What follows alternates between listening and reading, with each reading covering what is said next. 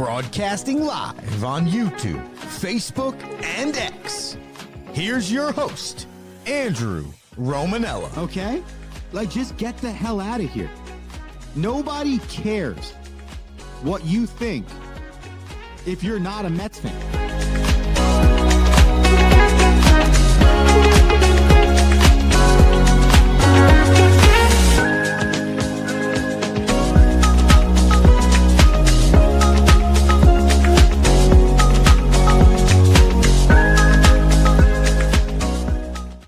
What's going on, everybody? Welcome in to a Friday edition of The Rome Show, broadcasting live on YouTube, Twitter, X, Instagram, and Facebook. I am your host, Andrew Romanella, and I got you for the next 20 or 30 minutes, and we are talking Major League Baseball opening day, the March Madness College Men's Basketball Tournament, and the National Hockey League. We got some score updates for you as we trend towards the postseason over the next 2 weeks. YouTube.com/the Romanellas is where you can get in on the action. Head to youtube.com/the Romanellas and hit that subscribe button. We have a lot of content there, not just Rome Show content, a lot of content there. So head to YouTube, go to the Romanellas, and hit that subscribe button. Twitter X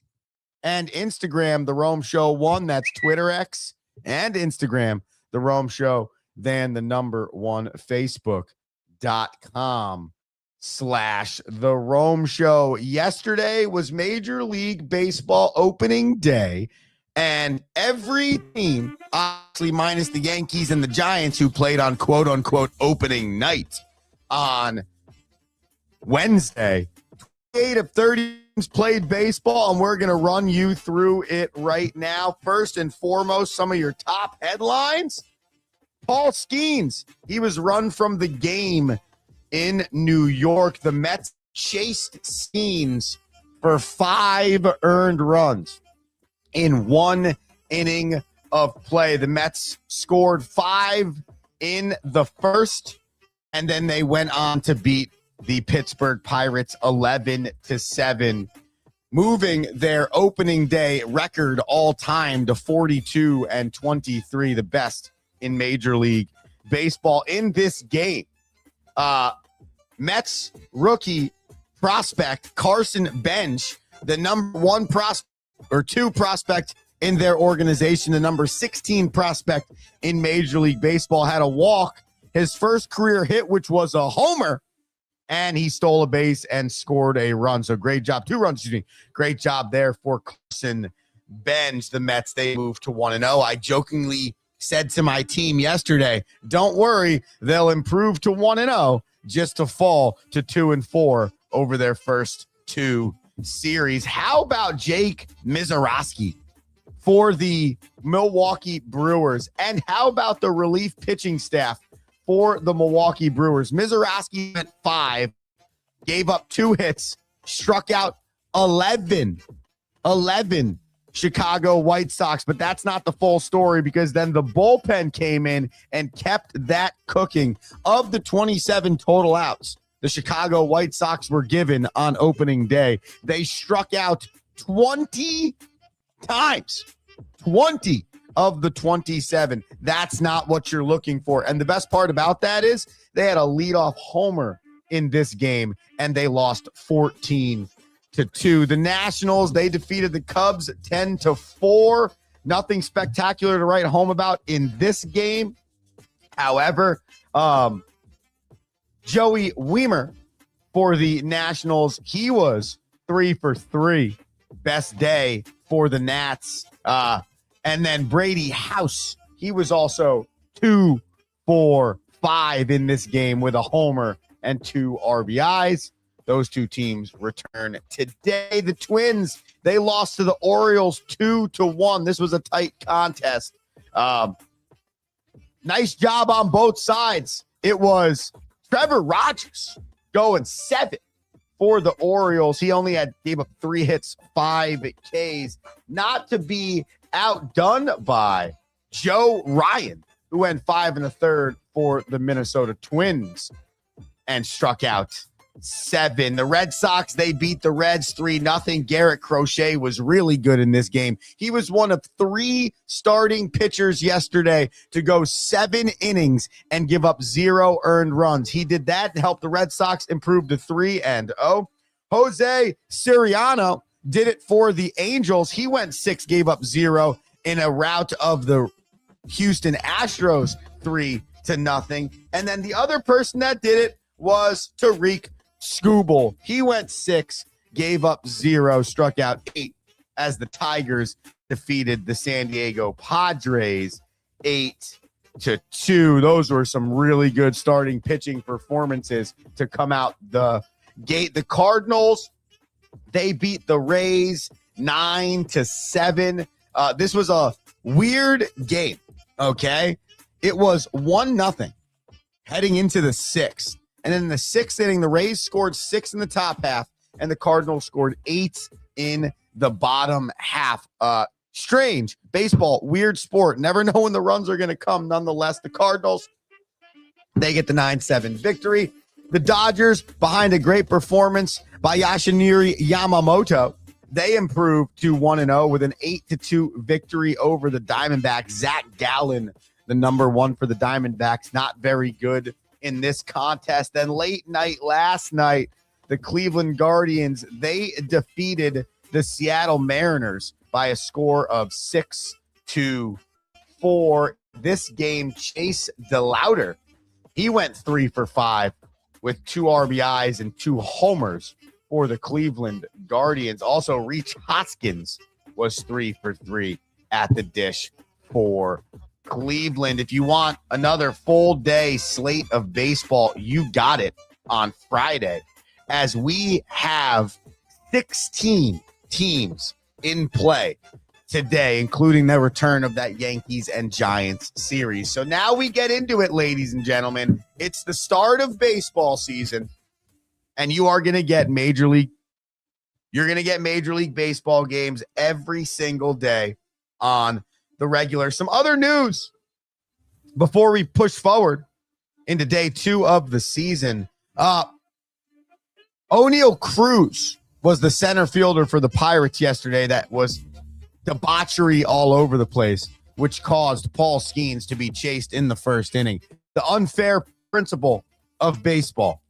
The unfair principle of baseball is if you watch your fielder be atrocious, but the ball doesn't hit their glove, especially in the outfield, that does not count as an error. Why that matters is because then that turns into unearned or earned runs, which is the statistics that are going to make you all pro or not make you all pro late in the year. So Paul Skeens screwed there by some bad outfield. And Mike Trout, he came back yesterday.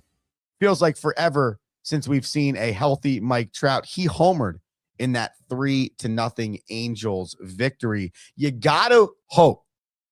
You just gotta hope that Mike Trout can find a way to stay healthy for an entire season. Because if you look at the first 8 years of Mike Trout's career, okay, I think he had 3 MVPs, definitely 2. Finished in the top 5 of MVP voting almost every year of the first decade of his career. Was on pace for like 500 hits, 3,000 hits, 500 homers, 3,000 hits. Mike Trout was the best player in Major League Baseball for, I would say, nearly the entire decade of 2010 to 2020. Mike Trout was the best player in baseball, but it's a far cry from remembering any of that. This is a borderline Hall of Famer, but because the last 6 years of his career have been so injury-ridden, and because there's been no playoff success for him to speak of, only 3 total playoff games over the course of Mike Trout's career, 3 total playoff games. You have forgotten how great he was. And each of the last few years, he's come out early in the season, looked more Troutian, looked more like the guy that we all believed was a first ballot Hall of Famer. And then some crazy injury happens 30, 40, 50 games into the season. And then you think there might be a chance for him to come back. And then you find out 135 games in that Trout's done for the year. And the Angels are already 70 and 83. Like, it's been the same story. And unfortunately, because of what the Angels haven't done around him, and because of the injury plagued years he has spent over the last 6, 7, 8 years, you might now no longer have a Mike Trout Hall of Famer when it almost felt like he was trending towards the greatest player of all time. That right there, ladies and gentlemen, is why sometimes the loyalty to the team that drafted you is not the best decision for your career. Oftentimes, in time behind a microphone, I've talked about how the grass isn't always greener. And the best decision for a player might be to stay in the team that drafted him. Stay with the team that has made you great. Stay with the team that has developed you to being one of the best players in Major League Baseball. And that is where your bread is going to keep getting buttered. However, that's not how it works. And so many times we've seen a player not stay with the team that has made them successful, made them great, and it has completely changed their career. Well, this is the opposite effect.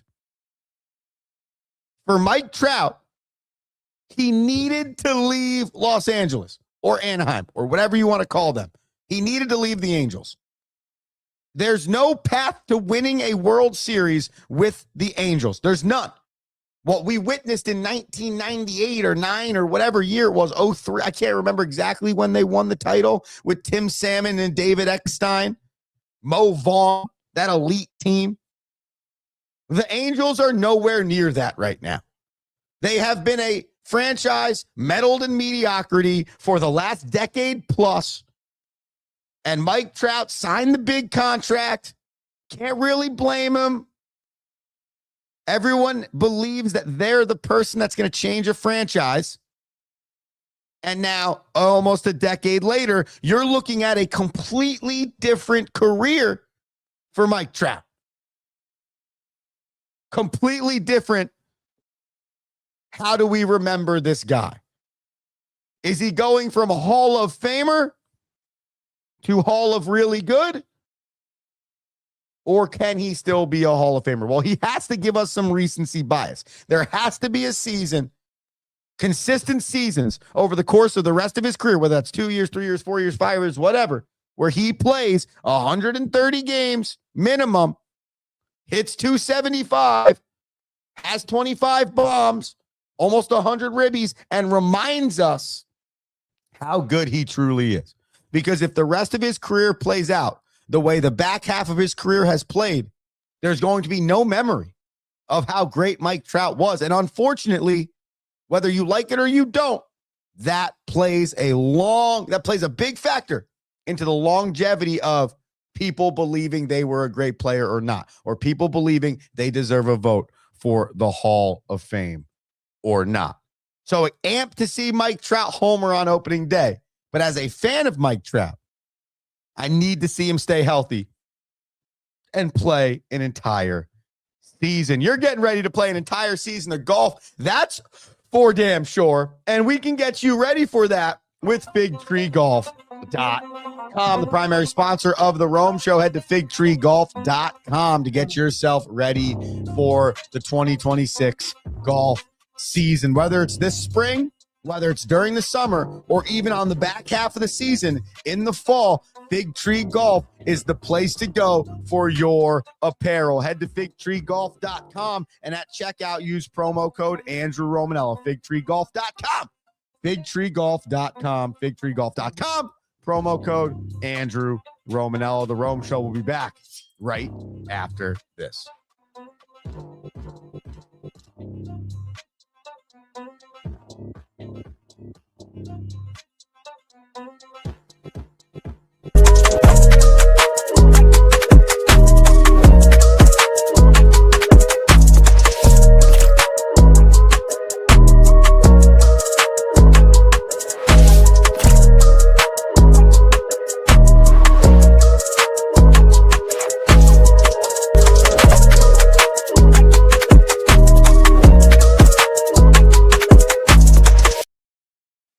What is one thing every great leader has in common?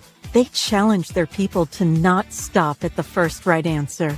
Tighten the Lug Nuts is a leadership book that will teach you how to move past the first right answer with entertaining and detailed examples founded in real-world concepts and experiences. Accelerate towards your professional goals with Tighten the Lug Nuts, one of the best leadership books available.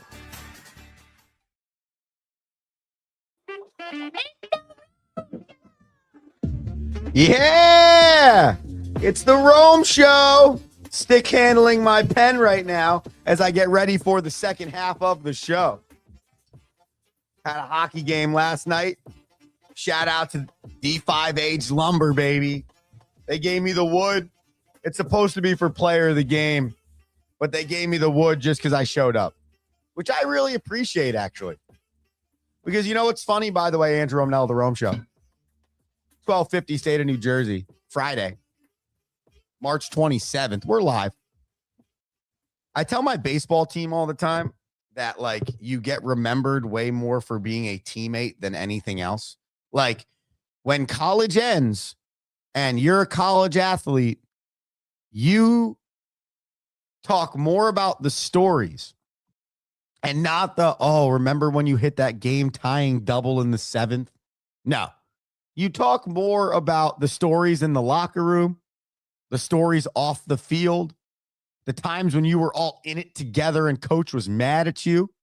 You will talk, reminisce, remember, look back on when you graduate college as a college athlete, so much more fond of the bus rides and the locker room and the moments off the field than you ever will any type of statistic that you ever had. And when you talk to, whether it's the worst player on their college program ever or the best player on their college program ever, the same thing will come out of their mouth. The beauty of being a college athlete is not always in the playing time and the playing the game. It is a lot of times, if not always, in the camaraderie and what that brings the individual. So when I got the wood last night from Aged Lumber for simply showing up and bringing the vibes, though I think I did play pretty well, I was very honored, because that's exactly what you should do when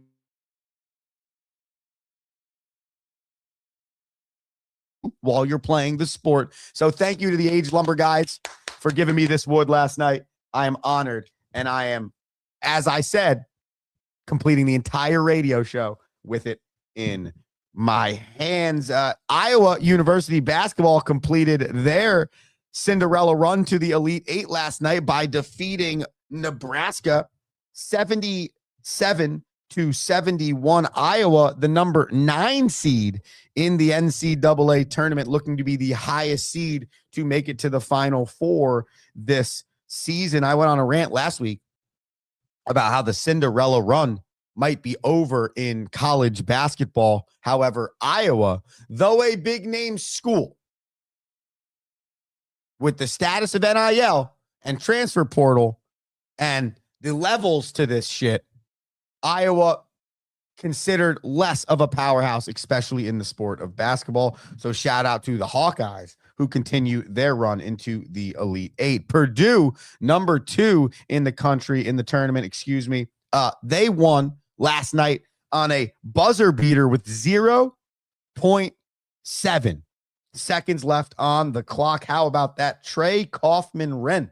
He tipped the ball in after a missed bucket with less than 1 second remaining, and Purdue got the big victory last night, and they will head to the Elite Eight. That Texas team was a first 4-in Texas team, so shout out to the Longhorns as they made their run in the tournament last night. Finally, crazy story happening out of Baton Rouge, Louisiana. LSU basketball is rehiring a dude named Will Wade. And if you know anything about this story, you might not. I didn't truly realize it until I read the story last night.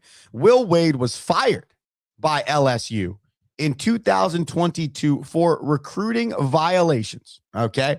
So the man was fired by LSU for violating recruiting rules and handing out impermissible benefits. He then went to McNeese State for 2 years, brought them to the NCAA tournament, spent last year at NC State, and now is returning to LSU 4 years later after the same school fired him for recruiting violations. Now, my problem is with LSU as much as it's with the NCAA in this scenario. I'm sorry. You're telling me that there are not enough good basketball coaches out there, that we have to retread the tires on a loser that already got caught for NCAA violations? I don't care if when he got caught there was no NIL and now there's an NIL. What message are we sending? What is that? Like LSU, are you trying to compile the biggest scumbag coaches in the history of time? You got Kim Mulkey already. Now you get Lane Kiffin, bring in Will Wade. What are we doing here? I'm sorry. I don't think the cost of winning, which LSU doesn't do. Their football team doesn't win. Their basketball team only won for the 1 year, thanks to Angel Reese. Their basketball team doesn't win.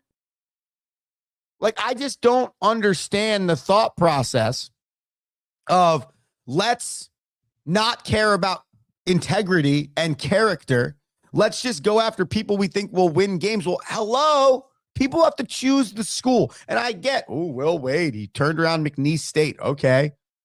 He went to NC State and they lost 6 of their last 7 games and then lost in the ACC tournament and lost in the first 4 playing game in the NCAA tournament. You're telling me that's what we need at LSU?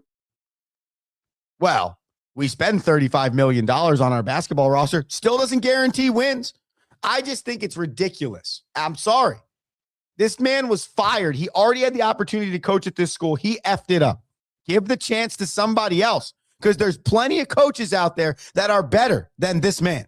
1, as a human, yeah, but 2, as a basketball coach. I'm tired of seeing the retread tires on loser coaches that have already got caught for NCAA sanctions. Like, the NCAA should step in and be like, oh, hold on a second here. You fired this guy 4 years ago, and he did illegal things at your school. You should never be able to hire him back again. That should be like the black hole. You can't go back there. But I care less about that and more about the guy that should have gotten that opportunity. The guy that's doing things the right way. The guy probably still in the tournament, but we get enamored with these losers. I don't think Will Wade's a good person at all. And go read the article about how he left NC State. He didn't talk to the AD. He didn't talk to anybody. He had his agent send an email. That's bad guy territory. And I don't care how good or bad my son is. If there's so many schools in the country I can go play at right now to get national attention and go to the NBA, why am I going to go play for a loser at LSU when I can go play for a better person at BYU, at Arkansas, if I think Calipari's that guy, the dude at Arizona, John Shire at Duke, so many options. And I think LSU's missing that. You can have the more money than everyone, but if you're not creating the environment where the player feels like they're getting better and they're preparing for that next stage of their professional life, it's not the school for them. To finish today, I want to get you on the ice because there were some big games last night. The Penguins, they won as they continue to try and keep their place in the standings with 10 games remaining, but they lost captain Sidney Crosby. So that was a tough one for the Pens. The Devils, they won again. That's 2 straight, 7 of their last 10. However, the 2 teams in front of them, they also won yesterday as well in the Philadelphia Flyers and the Washington Capitals. The Islanders, they're ahead of the number 2 wild card spot in the NHL, and they have 87 points, and they also won. So a lot of winning going on in the Eastern Conference yesterday to continue to battle for that final wild card spot. The San Jose Sharks, they lost their 6th straight game, and they are trending completely the opposite direction. The Predators, they lost to the Devils, aforementioned last night, but they are holding on with 76 points, that second wild card spot. And the Kraken, big W last night. They are only 3 points out of a wild card spot, and they beat one of the best teams in the league, the Tampa Bay Lightning. That's your NHL updates here on a Friday as we get ready, probably about a week and a half away from the postseason in the National Hockey League. Thank you for tuning into the Rome Show on a Friday. I appreciate everybody that supports the show. Remember, subscribe to the Romanellas on YouTube. Follow the show, The Rome Show 1, Twitter, X, Instagram, The Rome Show Podcast, wherever you listen to podcasts. Hit the subscribe or follow button. That is the most important thing for the show. I'm Andrew Romanella. You have an electric weekend, and I'll see you on Monday. Peace! Thank you for listening.